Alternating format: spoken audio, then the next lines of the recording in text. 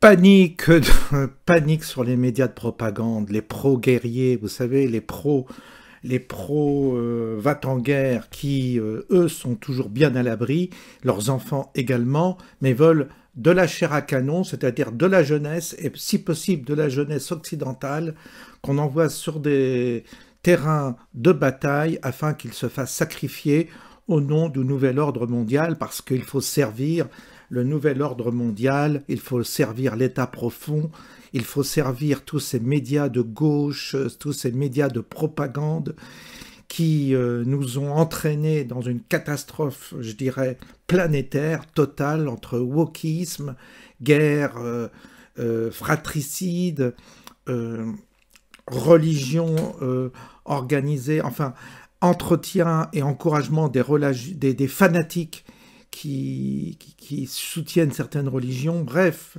cette organisation mondiale, cette mafia mondiale a créé un désordre tel qu'aujourd'hui, en quelques jours, Trump fait plus que aucun autre président de la République ne fera ou n'a fait, parce que, je ne sais pas, mais les choses vont très très vite, s'accélèrent.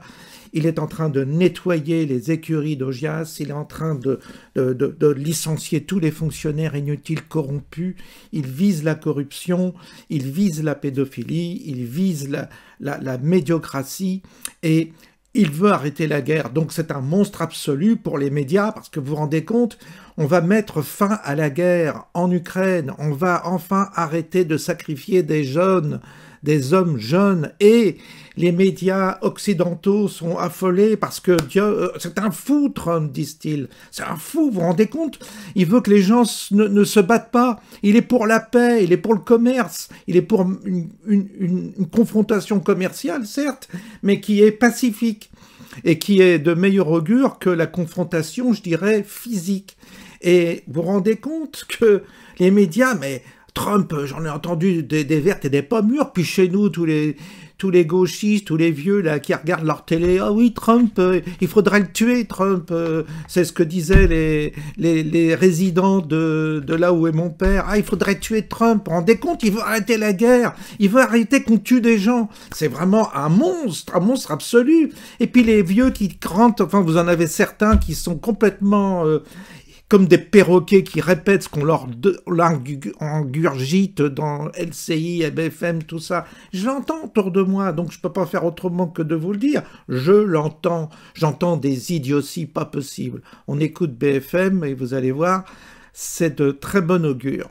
Eh oui, exactement. C'est Donald Trump lui-même qui a donné cette information il y a quelques jours. Il a affirmé qu'une rencontre possible était prévue avec Volodymyr Zelensky la semaine prochaine. Où est-ce qu'aurait lieu cette potentielle rencontre? Est-ce que ce serait à Kiev, à Washington ou ailleurs, dans un pays plus neutre? Pour l'instant, ce n'a pas été précisé. Mais Volodymyr Zelensky souhaite lui aussi échanger directement avec son homologue américain.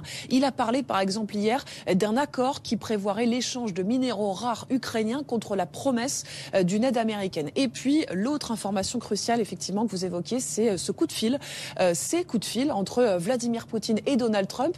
Le président américain assure qu'il s'est entretenu plusieurs fois au téléphone ces derniers jours avec son homologue russe. Il aurait de bonnes relations avec lui et aurait même un plan concret pour mettre fin à la guerre. En revanche, les détails concrets du plan n'ont pas été évoqués. Donald Trump s'est montré assez évasif quand on lui a posé la question. Mais le dénominateur commun de ces informations, c'est le rôle central que souhaitent jouer les États-Unis depuis son arrivée au pouvoir. Donald Trump assure qu'il est l'homme de la situation, que la guerre se terminera grâce à lui sous son mandat. Les États-Unis veulent jouer un rôle crucial et ici en Ukraine, on en a bien conscience, les Ukrainiens savent que la fin du conflit et l'avenir de leur pays dépendent en partie de la relation entre leur président et Donald Trump. C'est pour ça que si cette rencontre avec Volodymyr Zelensky avait bien lieu cette semaine, elle serait extrêmement scrutée ici en Ukraine. Voilà, donc en gros, l'argent que vous avez envoyé, que nous Français, avec nos impôts, on a envoyé en Ukraine, est détourné au profit des oligarques ukrainiens. C'est pour ça qu'ils ont des châteaux, des maisons magnifiques à Miami, je ne sais où. Enfin bref, ils sont tous archi corrompus, ils se sont gavés avec votre pognon. Vous avez cru, ah bah c'est bien, on va sacrifier pour les Ukrainiens, on va donner notre argent, les Français qui sont toujours aussi cons. Et là, ça vous passe sous le nez, il est en train de faire un deal direct, Trump avec Poutine, ils vont faire des affaires ensemble, et vous, Européens, vous allez continuer certainement encore à payer la reconstruction de l'Ukraine, pourquoi pas? Et surtout, n'en avoir aucun bénéfice, puis vous allez bien étouffer nos agriculteurs, nos céréaliers en France pour importer du blé d'Ukraine, pour les aider, bien entendu. Enfin, c'est la totale, il n'y a pas plus bête qu'un Européen, il n'y a pas plus bête qu'un Français qui adhère à l'Europe, il n'y a pas plus bête, il n'y a pas plus idiot.